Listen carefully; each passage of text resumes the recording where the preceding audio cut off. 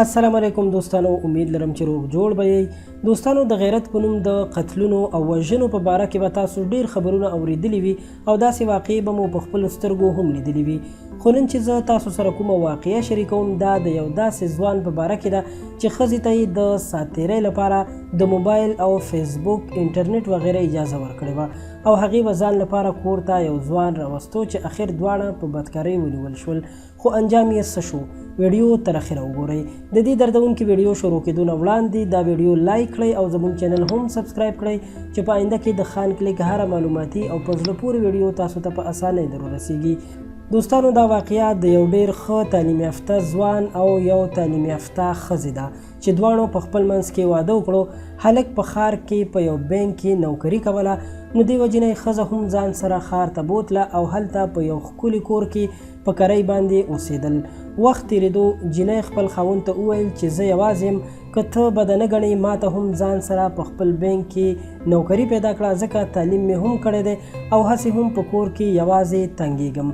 خاوند یې چې دا خبره واورېده نو ورته یې وویل چې ګرانې، بېشکه تا تعلیم کړی دی، خو زه دا ښه نه ګڼم چې زما ښځه دې د پردو سړو سره په دفتر کې کار وکړي.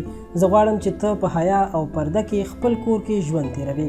بیا ورته ښځې وویل چې موبایل خو ما سره شته، که ته به د نه ګڼې او انټرنیټ کنیکشن راته ولګوي نو دې سره به زما ساعت تېرېږي او خپلې کورنۍ سره او خپلو جینکو ملګرو سره به په انټرنیټ باندې خبرې کوم او ګپ شپ به هم لګوم. خاوند یې ورسره ومنله ځکه چې هغه ویل زما ښځه ښه ښځه ده او هغې ته یې د ښه کمپنۍ انټرنیټ ولګولو چې ډېر تیز انټرنیټ و. څه موده بیا هم ښه ژوند روان و، خو بیا ښځه تر دې حده په انټرنیټ کې مصروفه شوه چې ورو ورو یې د خپل خاوند نه هم توجه واوښته او د خاوند نه یې پټ په فیسبوک کې یوه بله آی ډي په بل نوم جوړه کړه چې په هغې کې به یې پردو سړو سره ګپ شپ لګولو او خاوند یې پرې نه و خبر. وخت تېرېدو ورو ورو د دغه ښځې توجه د خپل خاوند نه واوښته او یو وخت داسې راغی چې ښځې د خپل خاوند بلکل خیال نه ساتلو او خپل خاوند پرې بد لګېدو. لکه څنګه به چې د واده په اول ورځو کې یا د انټرنیټ د استعمال شروع کېدو نه مخکې د خپل خاوند خیال ساتلو، نو هغسې خیال یې بیا نه ساتلو. خیر دی هلک دا خبره خپل یو نږدې ملګري سره شریکه کړله چې زموږ په کور کې داسې مسایل راپیدا شوي دي.